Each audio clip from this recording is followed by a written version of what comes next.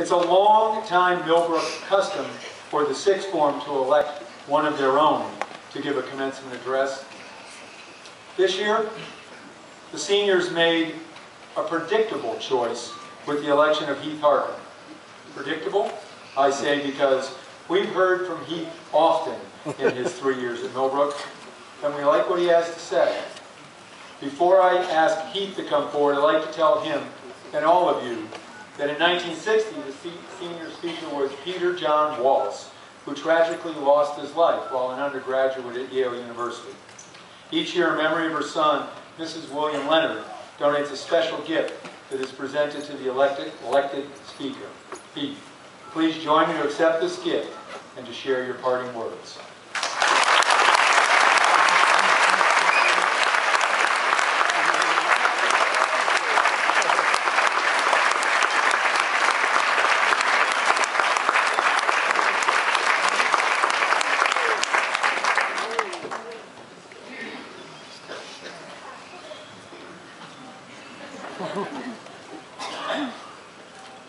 4 weeks ago today, I was hiding under my bed, trying to lose my dorm parent, who had found a defensive lacrosse stick and was prowling the halls of my dorm, trying to find me.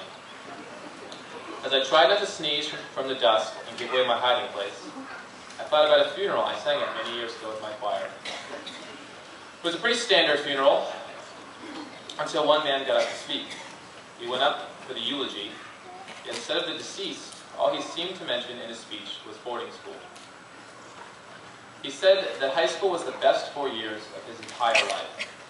I sat there for a moment and then thought, that's sad.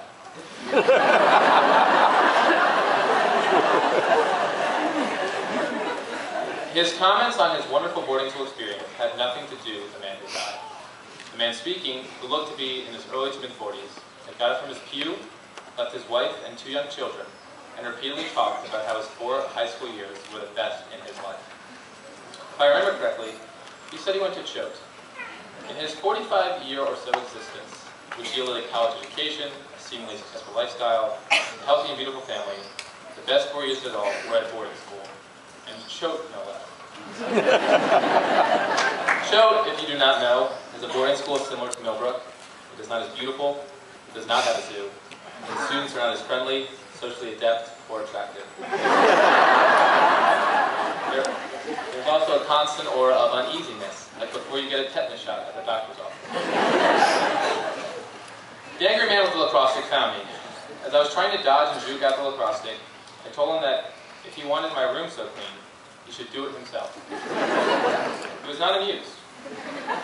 1 year ago today, I was under this very tent, much like I am right now. Except I was 10 pounds lighter, much paler, had recently lost a tooth, and was bald. While it sounds as though I had some terrible accident, or illness, or a stark change in political ideology, my situation can be explained pretty easily. I was pale and skinny because I was in the musical. I didn't get to go outside much while the sun was out, and I wasn't exercising anything other than my undying passion for song and dance. I was born with weak teeth, and while snacking on a Lay's baked potato chip my best friend Grace Fisher had given me because I was hungry, one of my teeth just fell out during study hall. That one is still weird looking at keep going. My baldness, surely the most noticeable and pity-inspiring feature of the time, also had innocent origins. I wanted a haircut before graduation, so as to look dapper for the end of the year and the beginning of summer. So I asked Mr. Kildall, my teacher, dorm parent, coach, and advisor, to give me one as he had a pair of clippers. My hair was too fine and the clippers broke down about halfway through my haircut. And panicked. I panicked because I looked like some type of, I don't know, absurd Euro clubber. I ran to the basketball players to help fix the situation. I found Alden the Dungeonin and pleaded with him to give me a buzz cut to fix the problem. I asked for the longest setting he had, and in fairness to Alden, he warned me that our definitions of long may be different. To my surprise, he was correct. As all but the last centimeter of my hair came off my head, I turned into a pasty alien. At least, my dream of looking like Natalie Portman from V for Vendetta came true. 2 months into my Millbrook career, I was walking, clad only in a towel, around campus at 7 o'clock in the morning, temperatures below freezing. 40 of my dorm mates and I were protesting the shutting off of the hot water in the case. I thought the protest was more symbolic than the rest of the dorm. I was only in a towel. They were not. After having an unpleasant experience during the first 4 days of my previous high school, I was accepted into Millbrook 48 hours before classes began. My first few weeks were spent quietly and uncomfortably in my room, as the first time that I could remember, I did not feel comfortable talking to people.